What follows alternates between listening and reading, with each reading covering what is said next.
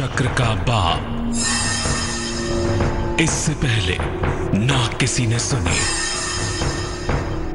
ना किसी ने देखी इतनी सटीक भविष्यवाणी। चाल चक्र। नमस्कार, बहुत स्वागत है आपका। आप देख रहे हैं चाल चक्र और मैं हूं आपके साथ शैलेंद्र पांडे। हिंदू धर्मशास्त्रों में जीवन की हर छोटी बड़ी चीज को समझा गया और उसके हिसाब से त्योहारों, व्रत और पर्वों की संरचना की गई ताकि आप उस व्रत और त्योहार से जुड़ के अपने मन को, अपने शरीर को, अपनी आत्मा को दुरुस्त कर सकें। आज हम एक ऐसे पर्व की बात करेंगे, एक ऐसे व्रत की बात करेंगे, एक ऐसे मौके की बात करेंगे जो बड़ा महत्वपूर्ण होता है हमारी आत्मा को जगाने के लिए और हमारे मन को इतना शुद्ध करने के लिए कि मन की सारी समस्याएं दूर हो जाएं। आज बात मौनी अमावस्या की होगी। क्या बातें होंगी, चलिए बताते हैं चाल चक्र में मौनी अमावस्या पर क्या खास है। आपको बताएंगे कि मौनी अमावस्या इतनी महत्वपूर्ण क्यों है, मौनी अमावस्या के महाप्रयोग क्या हैं, इस दिन स्नान कैसे करें, दान कैसे करें और किस तरह से अपने शांति करें मौनी अमावस्या पर, इससे भी बातें करेंगे। ये बातें भी आपको समझाएंगे और आखिर क्यों मौनी अमावस्या इतना महत्वपूर्ण मामला है ये भी बताएंगे। इसके अलावा राशियों की सटीक भविष्यवाणी होगी आपके लिए और आप जान पाएंगे आज का शुभ पहर। तो बात होगी मौनी अमावस्या की और मौनी अमावस्या के महत्वपूर्ण पक्षों की, लेकिन सबसे पहले जान लेते हैं आज का पंचांग। आज तिथि है माघ कृष्ण पक्ष की अमावस्या तिथि, नक्षत्र है उत्तराषाढ़ा नक्षत्र और आज ही श्रवण नक्षत्र भी आ जाएगा। चंद्रमा मकर राशि में संचरण करेंगे और चंद्रमा की ये पोजीशन बताएगी कि आपका दिन कैसा जाने वाला है। राहु काल का समय कुछ समय बाद शुरू हो जाएगा। ये समय होगा सुबह के 10:30 से दोपहर के 12 बजे तक और पश्चिम दिशा की तरफ यात्रा करने की मनाही होगी। तो बेहतर होगा कि पश्चिम दिशा की तरफ यात्रा ना करें, लेकिन अगर यात्रा करना ज़रूरी है, मजबूरी है, तो ऐसी दशा में जरा सा दही खा के और भगवान का स्मरण करके यात्रा करेंगे तो मुश्किल से बचे रहेंगे। सबसे पहले ये जानते हैं कि मौनी अमावस्या का महत्व क्या है, मौनी अमावस्या का इंपॉर्टेंस क्या है और क्यों मौनी अमावस्या को कहा जाता है कि ये मौन रहने का मामला है। इसको मौन रहने से सीधे कनेक्ट किया जाता है। देखिए, माघ महीने की अमावस्या को, जो माघ का महीना है, जो माधव का, भगवान कृष्ण का महीना है, इस महीने की अमावस्या को मौनी अमावस्या कहा जाता है। इस दिन मौन रहकर स्नान और दान ये दोनों करने का बड़ा महत्व है। कहा जाता है कि सुबह उठिए और जब तक स्नान न कर लीजिए, जब तक दान न कर लीजिए, तब तक मौन रहिए, शब्द का प्रयोग मत करिए, मत बोलिए। इस दिन अगर संपूर्ण रूप से मौन रहा जाए, मौनी अमावस्या के दिन अगर एकदम चुप रहा जाए, शब्दों का प्रयोग न किया जाए, तो अद्भुत स्वास्थ्य की भी प्राप्ति हो सकती है और अद्भुत ज्ञान की प्राप्ति भी निश्चित रूप से हो सकती है। देखिए, मौन रहना एक तपस्या है। जब हम शब्दों का प्रयोग करते हैं, जब हम वाणी का इस्तेमाल करते हैं, तो शरीर की ऊर्जा का क्षय भी वहां से होता है, शरीर की ऊर्जा भी वहां से निकलती हुई दिखाई देती है। इसलिए जब आप मौन रहते हैं तो एक तो जो वाणी की शक्ति है वो ज़्यादा मजबूत होती है। जैसे शरीर को शुद्ध करने के लिए हम उपवास रखते हैं, व्रत रखते हैं, वैसे वाणी और आत्मा को शुद्ध करने के लिए मौन रखा जाता है। मौन एक ऐसी प्रक्रिया है, चुप रहना एक ऐसी स्थिति होती है जिसमें शरीर के सारी अंदरूनी समस्याएं, मन की सारी अंदरूनी समस्याएं दूर हो जाती हैं। इसीलिए मौन रहना एक तपस्या है। और अमावस्या का मामला क्या है, चंद्रमा और सूर्य समानांतर अंशों में आ गए, चंद्रमा सूर्य निकट आ गए, तो जो मन के दरवाजे हैं वो खुल जाते हैं अमावस्या के दिन। अब एक तरफ मन के दरवाजे खुलें और दूसरी तरफ आप उपवास रखें, मन का उपवास रखें, मौन रहें, तो आपका मन उन तमाम समस्याओं से बाहर आ सकता है जिन समस्याओं का आमतौर पर समाधान नहीं होता। मौन रहने पर कभी चर्चा करेंगे, लेकिन बता दूं आपको कि मौन अगर कोई व्यक्ति सप्ताह में एक बार भी रहे तो उसके शब्दों में, उसकी वाणी में, उसके मन में, उसकी आत्मा में इतनी शक्ति पैदा होगी कि उस शक्ति का कोई जवाब नहीं है। हमारे आचार्यों ने इस बात को समझा और कहा कि चलो हर हफ्ते तो नहीं रख सकते, पर साल में एक दिन ऐसा है जब मौन रहोगे। इसके फायदे क्या क्या हैं? जिनको भी मानसिक समस्या है, क्योंकि देखिए शरीर 3 स्तरीय है, 3 स्तर पे बना है, मन, फिजिकल बॉडी और आत्मा। तो जिनको मन की समस्या है, भय की समस्या है, वहम की समस्या है, मानसिक दिक्कतें ज्यादा हैं, उनके लिए मौनी अमावस्या पर मौन रहना, स्नान करना बेहद महत्वपूर्ण है। अगर मन की किसी भी समस्या से आप जूझ रहे हैं तो आज के दिन कम से कम बोलिएगा। नहीं बोलेंगे तो बहुत अच्छा होगा, लेकिन आज के दिन कम से कम बोलेंगे, पवित्र नदी में पूर्ण रूप से स्नान करेंगे और दान करेंगे। इससे आपको अपने मन की चिंताओं से छुटकारा पाने में सरलता होगी, आसानी होगी। मौनी अमावस्या के दिन अगर आप प्रक्रिया का पालन करें, अगर आप सिस्टम जानते हो, जो कि आगे हम आपको बताएंगे, तो आपके ग्रहों की शांति भी हो सकती है। और अगर ग्रह दोषों का निवारण है, ग्रह दोष आपको परेशान कर रहे हैं, तो उनका भी सलूशन हो सकता है। कुंडली में कोई भी ग्रह खराब हो, खासतौर से अमावस्या पे सूर्य चंद्रमा का संबंध होता है। सूर्य चंद्रमा का जो निकटवर्ती संबंध है वो राहु और केतु है। इसीलिए राहु केतु की समस्याओं के निवारण का सवाल हो या कुंडली में किसी भी ग्रह की समस्या के निवारण का सवाल हो, वो मौनी अमावस्या पर बहुत आसानी से हो सकता है। जब हम किसी पर्व की बात करते हैं, जब हम किसी तारीख की बात करते हैं, तो एक चीज बहुत इंपॉर्टेंट होती है, वो है कॉम्बिनेशन ऑफ प्लैनेट्स। ग्रहों की स्थिति कैसी है, क्योंकि जो ताकत हमें मिल रही है, जो ऊर्जा हमें मिल रही है, वो ग्रहों से मिल रही है। तो ग्रहों का संयोग बड़ा महत्वपूर्ण होता है, क्योंकि अगर ग्रह खराब हुए और आपने प्रयास किया तो मामला सही नहीं होगा। इसीलिए ग्रहों को समझना बहुत जरूरी है कि इस बार की मौनी अमावस्या पर ग्रहों का ऐसा क्या संयोग है जो हमारे लिए फायदेमंद होगा। पहले आपको यही बताते हैं। देखिए, इस बार जो मौनी अमावस्या है, जो आज की है, चंद्रमा जो कि अमृत का ग्रह है। चंद्रमा माने अमृत, सोम कहते हैं ना, सोम कहा ही जाता है चंद्रमा को। चंद्रमा मतलब अमृत। तो चंद्रमा जो कि अमृत का ग्रह है, एक तो सूर्य के नक्षत्र में होगा। सूर्य माने मेडिसिन, दवाई, औषधि, प्रकाश। तो अमृत का कॉम्बिनेशन अगर लाइट के साथ हो जाए तो गजब हो जाएगा। अमृत जब प्रकाश के साथ मिलता है तो जो सत्ता पैदा होती है उसको कहते हैं नारायण, ईश्वर, भगवान। इसीलिए चंद्रमा जो कि अमृत का ग्रह है, वो सूर्य के नक्षत्र में भी होगा और सूर्य के साथ भी होगा। इस वजह से निश्चित रूप से मान के चलिए कि जो अमृत का एलिमेंट है, जो आपको अमावस्या पर स्नान और दान से मिलेगा, वो निश्चित रूप से आपको प्राप्त होगा।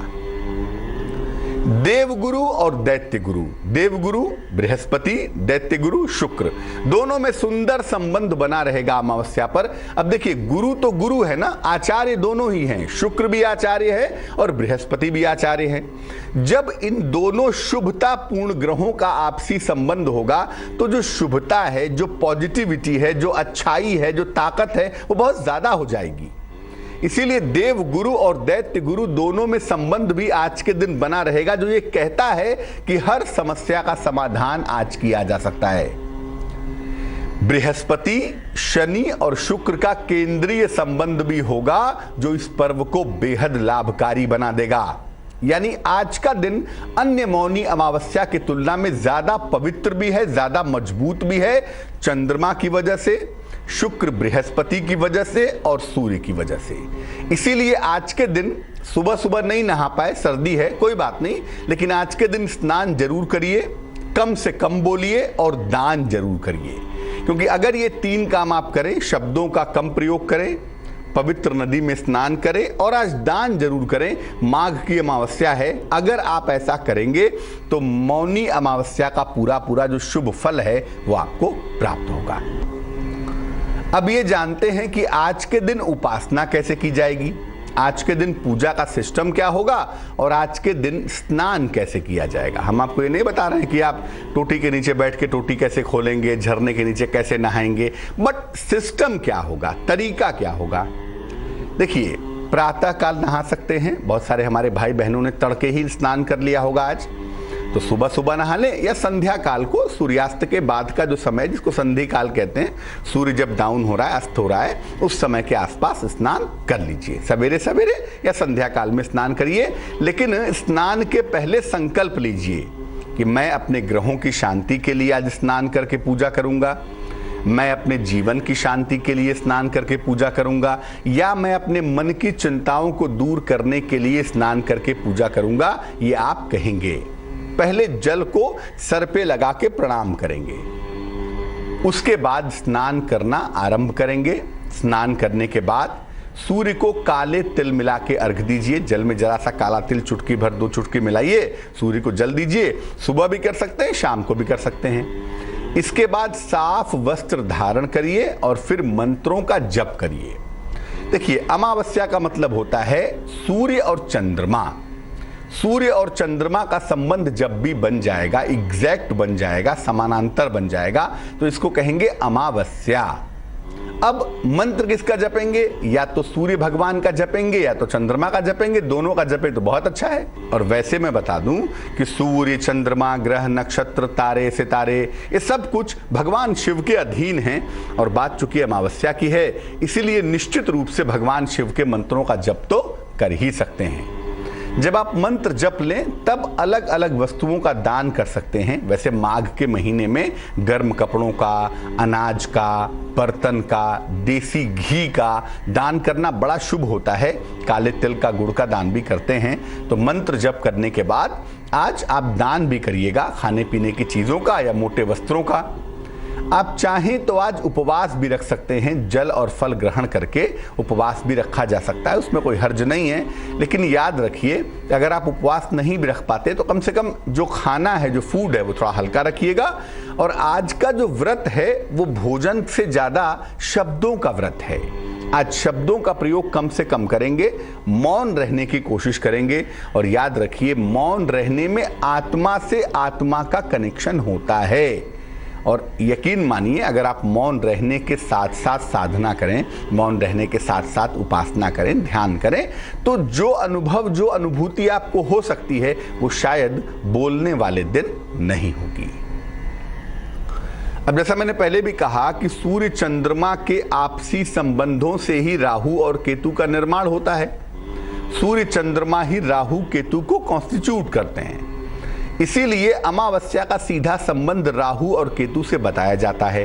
अब मान लिया कुंडली में राहु केतु खराब हैं, कुंडली में राहु केतु के परिणाम शुभ नहीं आ रहे हैं, ऐसी दशा में आप आज के दिन यानी मौनी अमावस्या के दिन राहु केतु की शांति कर सकते हैं। वैसे कुंडली में कोई भी ग्रह खराब हो, किसी भी ग्रह की बुरी दशा चल रही हो, आप मुश्किल में हैं, आप परेशानी में हैं, आप उस ग्रह की शांति भी निश्चित रूप से आज के दिन कर सकते हैं। तो चलिए आपको बताते हैं कि आज ग्रहों की शांति के लिए, खास तौर से राहु केतु की शांति के लिए क्या उपाय करना चाहिए, क्या रास्ता अपनाना चाहिए। एक तो भगवान शिव के मंदिर आपको जाना होगा। जब भी मौका मिले रात के पहले जाएंगे, माने संध्या काल को 7:30-8 बजे के पहले भगवान शिव के मंदिर जाएं। भगवान शिव को एक रुद्राक्ष की माला अर्पित करें, और नहीं तो एक रुद्राक्ष का दाना लाल धागे में डाल के वो भी अर्पित कर सकते हैं। धूप जला लें, धूप बत्ती जला लें, और उसके बाद शिव जी के मंत्र का जप करें 108 बार। अगर रुद्राक्ष की माला है तो उसी माला से जप लें, और अगर एक दाना रुद्राक्ष है तो अंगुलियों पे जप लें, बहुत अच्छा रहेगा। 108 बार मंत्र जप लें। मंत्र होगा रूपम देहि यशो देहि भोगम देहि च शंकर भुक्ति मुक्ति फलम देहि गृहीत्वार्घ्यम नमोस्तुते। फिर से नोट करें, भगवान शिव का ये विशेष मंत्र आप फिर से नोट करें। रूपम देहि यशो देहि भोगम देहि च शंकर भुक्ति मुक्ति फलम देहि गृहीत्वार्घ्यम नमोस्तुते। इस मंत्र का कम से कम 108 बार जप करना है। रुद्राक्ष की माला है तो उससे जप लें, नहीं तो अंगुलियों पे जप लें। इसके बाद जो रुद्राक्ष की माला आपने अर्पित की थी, या तो इसको अपने पास रखना शुरू कर लीजिए, या तो अपने गले में धारण कर लीजिए, और अगर एक दाने का रुद्राक्ष आपने अर्पित किया है लाल धागे में डाल के, तो उस एक दाने रुद्राक्ष को गले में पहन लीजिए। ऐसा करने से क्या होगा, एक तो भगवान शिव का जो स्पंदन है, जो वाइब्रेशन है मंत्र का, वो उस रुद्राक्ष के अंदर बना रहेगा। दूसरा, अमावस्या को सिद्ध की हुई माला है, अमावस्या को सिद्ध किया हुआ रुद्राक्ष है। इसको पहनने से निश्चित रूप से ग्रहों की पीड़ा से, ग्रहों की समस्या से आपको छुटकारा मिल पाएगा। मौनी अमावस्या के दिन जो बड़ा फैक्टर होता है, बड़ा महत्वपूर्ण फैक्टर होता है, वो है दान का। आज दान के बारे में बहुत सारी व्याख्याएं की गई हैं, बड़े सारे शास्त्र बखान दिए गए हैं। आज के दिन अगर आप खास उद्देश्य के लिए दान करें तो इसके परिणाम बड़े अच्छे होंगे। जैसे अगर आप चाहते हैं कि आपको मुक्ति और मोक्ष मिले तो गोदान करिए, गाय का दान करिए, या संकल्प लीजिए गोदान का। आर्थिक समृद्धि के लिए आप चाहते हैं कि आपको आर्थिक समृद्धि मिले, जीवन में पैसे का कभी अभाव ना हो, तो भूमि का, लैंडेड प्रॉपर्टी का दान करिए। ग्रह नक्षत्र की बाधा से परेशान हैं, कुंडली के सितारे आपको परेशान कर रहे हैं, तो काले तिलों का दान करिए। काले तिल का दान करना बेहद शुभ होगा। आप रोगों से परेशान हैं, कर्ज की मुक्ति नहीं हो पा रही है, कर्जों से परेशान हैं, जीवन में टेंशन बढ़ता चला जा रहा है, तो सोने का दान करिए, गोल्ड का दान करिए। जरा सा टुकड़ा होगा तो भी काम चलेगा, और सोने का सिक्का होगा तो चलेगा ही। तो रोग और कर्ज से मुक्ति के लिए गोल्ड का अर्थात सोने का दान कीजिए। आप चाहते हैं कि आपके पारिवारिक जीवन में खुशहाली आ जाए, आपकी फैमिली लाइफ बढ़िया हो जाए, परिवार का कलेश कम हो जाए, तालमेल सुंदर हो जाए, तो पात्र सहित घी का दान करिए। एक डब्बे में या किसी बर्तन में घी रख लीजिए, शुद्ध घी, देसी घी, और इसको किसी निर्धन व्यक्ति को आज दान कर दीजिएगा। किसी भी तरह की बाधा है आपके जीवन में, चाहे वो तंत्र मंत्र की बाधा है, चाहे वो कुंडली की बाधा है, चाहे वो मुकदमेबाजी की बाधा से परेशान है, इसके लिए नमक का दान करिए। नमक का दान करना बेहद शुभ होता है, और अमावस्या पर नमक का दान करने से जो ज्ञात बाधा है वो तो दूर होती ही है, जो बाधा अज्ञात है, जिसके बारे में नहीं जानते फिर भी परेशान है, वो बाधा भी दूर हो जाती है। आप चाहते हैं कि आपके वंश की वृद्धि हो, आपको संतान की प्राप्ति हो जाए, और अगर संतान है तो संतान की उन्नति हो, संतान का डेवलपमेंट हो। ऐसी दशा में चांदी का दान करना, चाहे छोटी सी चांदी हो चाहे बड़ी सी चांदी हो, सिल्वर का दान करना, चांदी का दान करना बेहद शुभ होता है। तो मौनी अमावस्या की महिमा पर हम चर्चा कर रहे हैं, लेकिन मौनी अमावस्या के बारे में हमने आपको बताया, और ये बताया कि इतना महत्वपूर्ण क्यों है, इतना इंपॉर्टेंट क्यों रहता है। अब बात आपकी राशियों की होगी, बात आज के शुभ पहर की होगी। और मौन रहना कभी कभी बड़ा मुश्किल हो जाता है, जबान पर लगाम नहीं होता, शब्दों पर नियंत्रण नहीं होता। तो एक ऐसे रत्न के बारे में भी बताएंगे जिसको पहनने से, धारण करने से मौन रहने में, शब्दों का इस्तेमाल करने में और अच्छा बोलने में सहायता होती है। चर्चा को आगे बढ़ाते हैं और जानते हैं कि मेष राशि के लोगों के लिए आज का दिन कैसा जाने वाला है। मेष राशि, आर्थिक रूप से मजबूती आती हुई दिखाई दे रही है। किसी लंबी यात्रा पर जाना पड़ सकता है, लंबी यात्रा आपको करनी पड़ सकती है। किसी अतिथि का आगमन होता हुआ भी दिख पा रहा है। पीला होगा, येलो होगा, और भाग्य होगा 79%। वृष राशि, काफी व्यस्तता दिखाई दे रही है। पुराने लोगों से मुलाकात की संभावनाएं भी बनी हुई हैं। आपको उपहार का, धन का लाभ होता हुआ भी दिख रहा है। शुभ रंग सफेद होगा, व्हाइट होगा, और भाग्य होगा 84%। मिथुन राशि, दौड़ भाग थोड़ी सी बढ़ी हुई दिखाई दे रही है। हालांकि व्यवसाय की दशा, नौकरी की दशा अच्छी भी बनी हुई है। क्रोध थोड़ा सा बढ़ा हुआ है, टेम्परामेंट थोड़ा गर्म है आज, जरा सा ध्यान दीजिए क्रोध में कोई गलत काम ना हो जाए। शुभ रंग फिरोजी है, और भाग्य है 54%। कर्क राशि, नौकरी में दायित्व आपके बढ़ेंगे। हो सकता है किसी दूर की यात्रा भी आपको करनी पड़े। कर्जों की स्थिति में भी राहत मिलती हुई दिखाई देगी। शुभ रंग समुद्री हरा, सी ग्रीन, और भाग्य होगा 75%। सिंह राशि, आपका मन अच्छा दिखाई देगा, मनचाहा स्थान परिवर्तन होता हुआ भी दिखाई देगा। हो सकता है कहीं घूमने जाएं, घूमने की संभावना भी लगातार बनी हुई है। खुशियां मना रहे हैं आप आज। शुभ रंग धानी और भाग्य होगा 86%। कन्या राशि, आंशिक धन का लाभ होता हुआ दिख रहा है। कोई बिगड़ा हुआ काम आपका बनेगा, ये संभावना भी दिखाई दे रही है। शाम के समय थोड़ी सी व्यस्तता आपकी बढ़ेगी, ये संभावना है। मेहमान आ सकते हैं आज। शुभ रंग गुलाबी होगा और भाग्य होगा 79%। तुला राशि, किसी बड़े पद की प्राप्ति के योग बनते हैं। अगर अविवाहित हैं तो आपका विवाह तय हो जाएगा। धन की प्राप्ति की संभावना भी लगातार दिखाई दे रही है। शुभ रंग क्रीम होगा और भाग्य होगा 83%। वृश्चिक राशि, कोई महत्वपूर्ण रिश्ता न बिगड़ जाए, ध्यान रखें। जरा सा चीजों को संभालने की कोशिश करें। सेहत को लेके तनाव थोड़ा सा दिख रहा है, स्वास्थ्य में लापरवाही ना करें। और पैसे का खर्च तो हो रहा है, लेकिन मामला भी गंभीर नहीं है, अभी मैनेज कर लेंगे तो चीजें ठीक हो जाएंगी। शुभ रंग नारंगी ऑरेंज और भाग्य होगा 65%।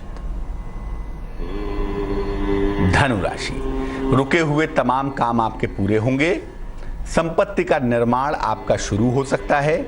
सेहत आपकी अच्छी दिखाई देगी।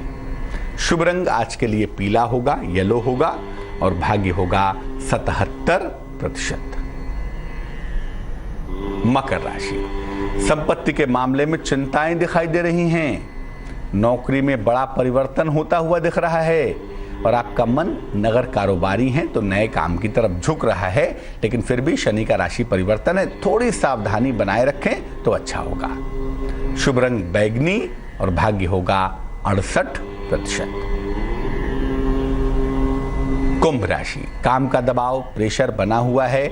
हालांकि धन की स्थितियां बहुत अच्छी हैं और ऐसा लगता है कि कोई नया संबंध दोबारा से शुरू होने वाला है। किसी नए संबंध की शुरुआत के योग भी बने हुए हैं। शुभ रंग मरून है और भाग्य है 81%।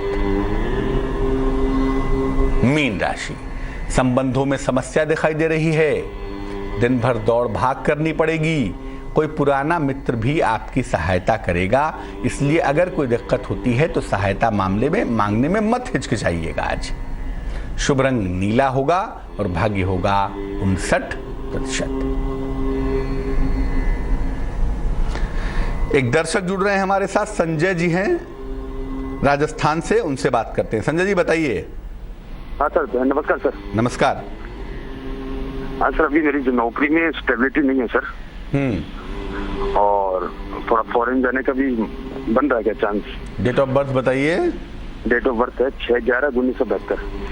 6/11/1972। जी। समय 10:10 सुबह। और कहाँ पे जन्म हुआ है? नवलगढ़, राजस्थान। अभी आपने कोई रत्न पहना हुआ है? नहीं, कोई रत्न नहीं सर। तो नौकरी में क्या दिक्कतें आती हैं मूलतः? नौकरी में पिछले 6-7 साल से मतलब स्टेबिलिटी नहीं है। नौकरी लग रही है, छूट रही है, लग रही है, छूट रही है। अभी वर्तमान में नौकरी कर रहे हैं? हाँ, वर्तमान में कर रहा हूँ सर। सबसे पहले बता दूं कि इस कुंडली का जो सबसे महत्वपूर्ण ग्रह है, जो आपके करियर को डिसाइड करता है, जो आपके जीवन को डिसाइड करता है और जो जीवन के डेवलपमेंट को डिसाइड करता है, उस ग्रह का नाम है बृहस्पति। जुपिटर कहते हैं उसको। और वैसे भी जन्म हेमंत ऋतु का है, जिसका मालिक स्वयं बृहस्पति होता है।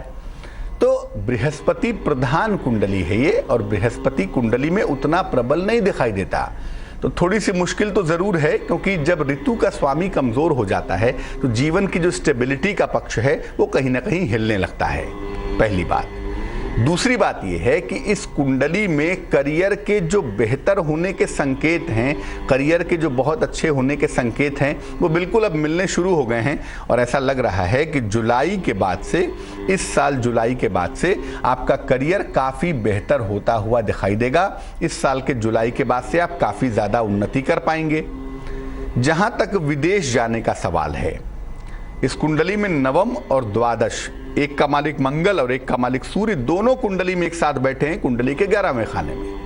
तो विदेश आप जरूर जाएंगे और विदेश जाके वहां नौकरी भी करेंगे, नौकरी के सिलसिले में ही विदेश जाएंगे, क्योंकि ये कॉम्बिनेशन 11th हाउस में है जो कि हाउस ऑफ जॉब कहा जाता है। नौकरी के मामले में विदेश जाएंगे और विदेश में लंबे समय तक रहेंगे। इसी साल के जुलाई के बाद से एक तो विदेश जाने की संभावना भी बनती है और इसी साल के जुलाई के बाद से करियर में स्टेबिलिटी आ रही है।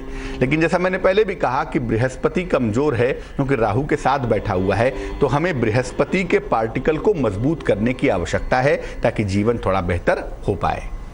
एक पीला पुखराज नाम का रत्न, वजन में 4-5 रत्ती, पीला पुखराज येलो सफायर 4 से 5 रत्ती का, सोने या पीतल की अंगूठी में, सीधे हाथ की तर्जनी उंगली में बृहस्पतिवार को सवेरे पहनने से लाभ होगा। और दूसरा, कुंडली में जो फायर का इलाका है बड़ा रिच है, उसको मेंटेन करने के लिए यानी उसकी मुश्किलों को कम करने के लिए रोज सुबह रोज शाम को दोनों समय उगते हुए सूर्य को और अस्त होते हुए सूर्य को जल चढ़ाइए, नहीं तो उगते हुए को तो चढ़ाइए ही। जल अर्पित करिए, पीला पुखराज पहनिए, जुलाई तक वेट करिए, उसके बाद से चीजें बहुत सुंदर हैं, बहुत अच्छी हैं। एक दर्शक जुड़ रहे हैं, महेश हैं हमारे साथ, जबलपुर से जुड़ रहे हैं। बताइए महेश। पंडित जी नमस्कार सर, बहुत परेशानी के बाद आपके पास फोन लगा सर। मैं वर्तमान में बहुत परेशान हूँ, आर्थिक शारीरिक मानसिक तीनों प्रकार से गुजर रहा हूँ। डेट ऑफ बर्थ बताइए महेश जी। मेरी 19 की रात और 20 की सुबह है। महीना 20 अक्टूबर 1954। 1954। हाँ जी। समय बताइए। सुबह का 5:50। और कहाँ पे जन्म हुआ है? जबलपुर पर। क्या तकलीफ है आपको महेश जी? वह शरीर में परेशान हूँ, परिवार में भी काफी मतलब वाइफ को काफी मतलब डायबिटीज भी है, शुगर भी, वो थायराइड भी है, आपका कोलेस्ट्रॉल भी है। मैं मतलब यानी और अपना भी मतलब यानी शरीर से बहुत खुशी रहता हूँ सर, बहुत तकलीफ रहती है, कभी ना कभी कुछ हो जाता है। कुंडली बनती है कन्या लग्न की और आपकी राशि बनती है कर्क राशि, और अक्टूबर महीने का जन्म है, शरद ऋतु है, उसका मालिक होता है बुध, कुंडली के दूसरे स्थान में बैठा हुआ है और काफी कमजोर दिखाई देता है।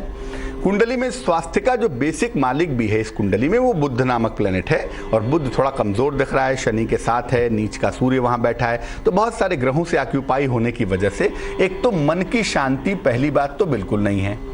दूसरी बात यह कि जब बुध कमजोर हो जाता है तो निश्चित रूप से जो इन्फेक्शियस बीमारियां हैं जो इन्फेक्शन से फैलती हैं, जैसे डाइजेशन हो गया, स्किन की प्रॉब्लम हो गई, कान नाक गले में दिक्कत हो गई, या चूंकि मंगल भी इसमें गड़बड़ दिखाई दे रहा है तो हो सकता है कि पाइल्स की प्रॉब्लम, डाइजेशन की प्रॉब्लम या रक्त की समस्या भी आपको परेशान कर रही हो। जो हेल्थ की दिक्कतें हैं वो तो यकीनन इस कुंडली में बनी हुई हैं, लेकिन इतना निश्चित है कि शुक्र नामक ग्रह जो कि हेल्थ को मेंटेन रखता है, क्योंकि शुक्र का मतलब होता ही है रसायन का अधिपति, दवाइयों का मालिक, दवाइयों को सूट कराने वाला जो प्लेनेट है वो शुक्र है, और वो आपकी कुंडली में बेहतर है। तो अगर ईमानदारी से इलाज करवाया जाए, ध्यान दिया जाए, लापरवाही ना की जाए तो आप ठीक हो जाएंगे। आपकी महादशा इस समय मंगल की चल रही है और आपकी अंतरदशा इस समय शनि की चल रही है, जो कहती है कि स्वास्थ्य को लेके, दुर्घटनाओं को लेके, हड्डियों की समस्याओं को लेके थोड़ी सावधानी रखनी पड़ेगी। उसमें आप लापरवाही किसी तरह की न करिएगा तो ज़्यादा बढ़िया रहेगा। अब आपके स्वास्थ्य को बेहतर करने के लिए, आपके मन की चिंताओं को दूर करने के लिए और जीवन को आगे बढ़ाने के लिए 2 उपाय करिए। एक पन्ना बनवा के पहनिए, 6-7 रत्ती का पन्ना, चांदी की अंगूठी में, सीधे हाथ की छोटी उंगली में, बुधवार की शाम को धारण करने से आपको लाभ होगा। और दूसरा काम आप ये करें, सुबह और शाम दोनों समय हंग हनुमते नमः, ओम हंग हनुमते नमः, इस मंत्र का 108 बार सुबह 108 बार शाम को जप करें, इससे आपको लाभ होगा। वैसे आपका जो स्वास्थ्य है वो इस वर्ष के जन्मदिन के बाद से यानी अक्टूबर 2017 के बाद से बेहतर होता हुआ दिख रहा है। तनाव कम पालिएगा, वैसे पन्ना पहनेंगे और इस मंत्र का जप करेंगे तो मुश्किलें कम हो जाएंगी।